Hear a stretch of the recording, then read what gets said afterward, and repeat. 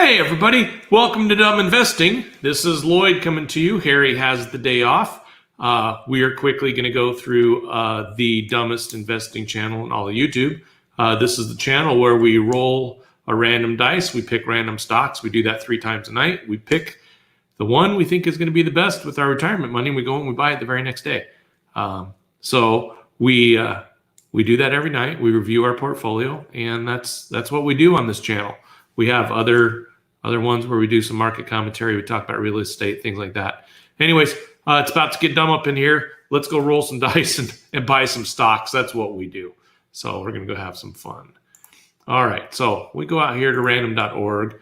We grab a random dice. It says 5. We go out here to a random stock picker and we go 5 times. 1, 2, 3, 4, 5. Pretty simple stuff. What in the heck? That one's just got way too much. L, B, R, D, A, Labrador, or something or other. Who knows? All right. We roll again. We've got a 4. Come back to our stock picker. 1, 2, 3. We're on 4 times. D, B, E is the second stock we're going to look at tonight. And our final stock is a roll of 5. 1, 2, 3, 4, and 5. S, Z, N, E. All right, if Harry was here, Harry would be using Webull, which is our trading platform. We have a link down below. If you follow that link, you put $100 in, you're going to get 2 free stocks. I use the Yahoo, and we're going to learn a little bit about these 3 stocks. So this first one we're learning about, SZNE. Wow, it has a very long name. Stovall Equal Weight Seasonal Rotational Index ETF. I don't know, that's a mouthful. Man, have they been on a tear the last couple of... Look at that. They hit their dip in 20 just like everybody else did. But if you were to look at their track where they were, they're up, what is that, 20% from where they took off. That's pretty good. We see that a lot. A lot of stocks are doing that right now. These guys they're not sharing a whole lot about themselves, so I don't know. Not a whole lot of volume. The fact that they don't have an average volume is kind of scary, which means it'd be very hard for us to buy and sell if we ever had to liquidate and stuff like that. This one's not doing anything for me because it's an ETF. We'd have to go in there and read their prospectus and see what they're putting in their thing, and we don't need to pay somebody to go buy a bunch of different stocks for us. All right, DBE is an Invesco energy fund. Now, energy has been on a tear lately, so I would bet this has a pretty good looking chart. Sure enough. But what we've seen, like we saw in that last chart that we looked at, the COVID dip, these guys are barely coming out of their COVID dip, and it just happened just recently. Now, is energy going to run? Probably. These guys are holding some crude oil, so they're buying, it looks like options or something in crude oil. Playing with futures, yeah, they're all over the place. So they are tracking the optimum energy yield index return, which blah, blah, blah, blah, blah. Okay, so yeah, so they're buying all types of stuff. Light, sweet crude, heating oil, Brent crude, gasoline, nat gas, they're doing all that other stuff. So I would assume over the next couple of months, I don't know if this is built into it already, but the way they're talking about commodity problems, they're talking about record this, record that, oil to $100. It's at $82 today, stuff like that. This one may have a run. They do charge you a little bit to run this one, 0.75%. But daily yield has been pretty huge because it's been so volatile. So this might be, we'll go buy 1 share of it if we do. This might be one.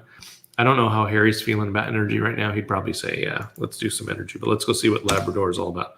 LBRDA. Liberty Broadband Corporation. All right, Liberty Broadband Corporation. What do you do, Liberty Broadband? Well, they had a little hiccup like everybody else. And man, are they knocking it out? Well, about the same as the average there. So they've been around for quite some time. They've got fair volume. We should be able to find a buy and a sell fairly fairly easy.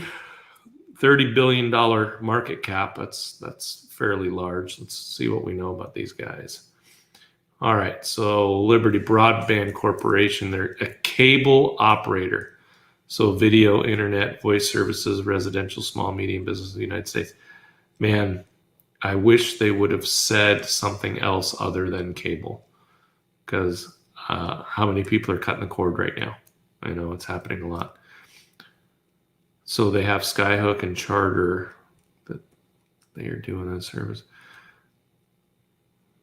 Well, they say they're doing some wireless. The Charter subscription video on demand. Man, they're into all types of stuff, but I don't know how much of it is dependent on wire versus wireless. Liberty. Man, they're actually making money. How can that be? How can their earnings be so much more than revenue? What are their accountants doing?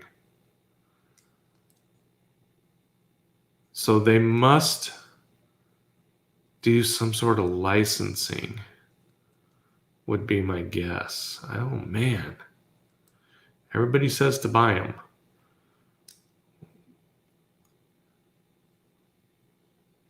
So they're currently at $167. The consensus of analyses is that they're going to go to 222 in a year. That would be a pretty substantial growth. Man, I don't know this. So this one, because it is so high priced, you guys know we don't spend that kind of money on a stock anymore. We did that when we first started. We learned a valuable lesson. So we would have to see if we can buy this one as a fractional. We might be able to because of their average volume. This one might have some growth potential, especially reading what those analysts think, that it's going to go to 222 in a year. So this one might be some fun. So what we're going to do is I'm going to give Liberty Broadband a temporary check mark that, yeah, we're going to do it now this is if we can buy a fractional share. If we can't buy a fractional share, which one are we going to go back to? The DBE, or I can't remember which one. I think it was the first one, right? Oh, no, it was that second one, the Energy Fund. Energy Fund is second one. So we're going to give that a second place. All right, so that's the plan for tomorrow.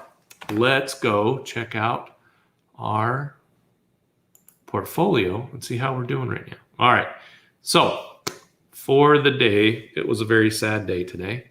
A lot of red in the market, and we took our fair share of it, losing $13. So you guys know, for us, that's a pretty big red day. And that kind of sucks because we had some really good stuff. But you can see the overall market dropped off. I don't think we dropped at as steep a rate. So that is a good sign for us. Yay, dumb investing. Let's see how our day went. All right, so percent change. All right, so the guys that, we'll go down here. Our biggest loser, this is awesome. We just bought these guys today, Yalla. And we thought we were buying the dip. This morning we put it in, I think at the low point of yesterday or something was the electronic buy. So when it kicked off, it was on its way down, and so it hit down. We'll see what happens this one over the next couple of days, but that was, you guys remember that was last night's pick, yeah. All right, then we've got CDEV. I don't remember who those guys are, but they were down 6%, which is a pretty horrible day. Green Lane Holdings down 5%. ProShares Russell down 5%. We know that because the indices went down. But we're showing a lot of green in the aftermarket, so that is pretty good. But we got a lot of red today. A few greens, not very many.